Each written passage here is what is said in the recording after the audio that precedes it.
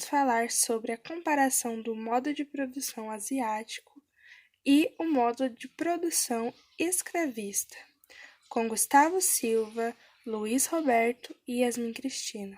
Gente, meu nome é Yasmin Cristina e hoje eu vim apresentar um pouco para vocês sobre a comparação do modo de produção asiático com o modo de produção escravista.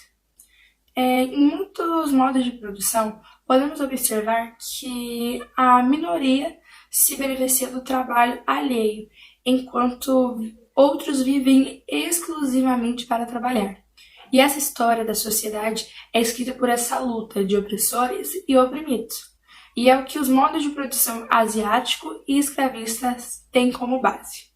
Bom, uma das semelhanças, comparando, é que eles têm os chamados escravos. O modo de produção asiático, os escravos eram forçados pelos camponeses e assim eram forçados pelo Estado a entregar tudo o que produziam.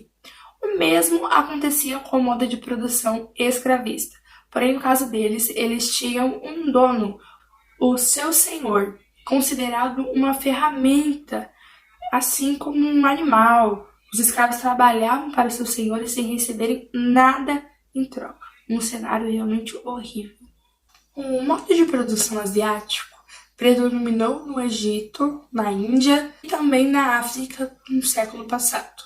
Você vai ver mais especificamente no nosso vídeo que eles viviam em uma sociedade de hierarquia. Esses dois modos encontravam-se no Egito. O modo de produção escravista surgiu como ferramenta econômica principal do Egito Antigo, sendo continuado por todos os impérios posteriores: Império Babilônico, Império Persa, Império Macedônio, Império Romano. Foi um modo de produção praticado por todo o Império Romano. Como na Ásia, tinha na produção aqueles deuses e adoradores presentes, e o que os escravos teriam que servir aos seus faraós. Em todas as comunidades deveriam tributos e serviços ao Estado, ao qual estavam submetidos, representando pelas figuras do imperador, o rei, o faraó, que se apropriavam do escravo agrícola, distribuindo entre toda a nobreza, formado por sacerdotes e guerreiros.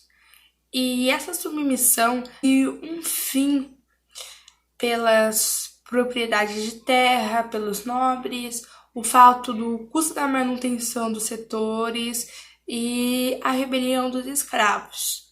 Então, a maior semelhança entre eles eram que todos trabalhavam com o consumo do escravo, né, a época escravista. É realmente revoltante que esse modo de produção tenha durado tanto tempo, e é por isso que hoje a gente trabalha com o modo capitalista, na era das máquinas, né? Oi, eu sou Gustavo Silva e eu vou falar sobre o modo de produção asiático. O modo de produção asiático, ele predominou-se no Egito, na China, na Índia e também na África, no século passado. A parte produtiva da sociedade era composta pelos escravos, que eram forçados, e pelos camponeses que também eram forçados a entregar ao Estado o que produziam, a parcela maior prejudicando cada vez mais o meio de produção asiático. Os fatores que determinaram o fim do modo de produção asiático foram a propriedade de terra pelos nobres, o alto custo de manutenção dos setores improdutivos e a rebelião dos escravos. As principais características desse modo são: o Estado era o proprietário de todas essas terras. Pela utilização das terras do Estado, os trabalhadores deveriam pagar taxas e impostos. Os trabalhadores, principalmente camponeses, eram presos à terra, não podendo abandoná-la. Os produtos e bens gerados eram geralmente utilizados para pagar essas obrigações, após os trabalhadores tirarem o suficiente para o sustento da família.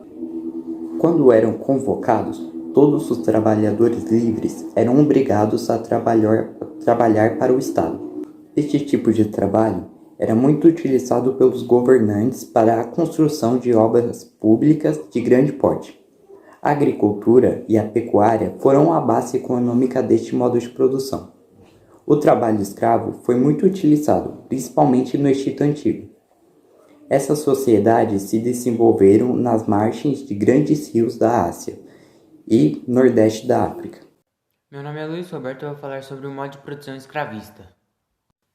O modo de produção escravista surgiu no século V a.C., na Grécia, e posteriormente com sua denominação e assimilação por Roma foi o modo de produção praticado por todo o Império Romano. Na sociedade escravista, os meios de produção, terras e instrumentos de produção, e os escravos eram propriedade do senhor. O escravo era considerado um instrumento, um objeto, assim como um animal ou uma ferramenta. Assim, no modo de produção escravista, as relações de produção eram relações do domínio e de sujeição, senhores e escravos. Um pequeno número de senhores explorava as massas de escravos que não tinham nenhum direito.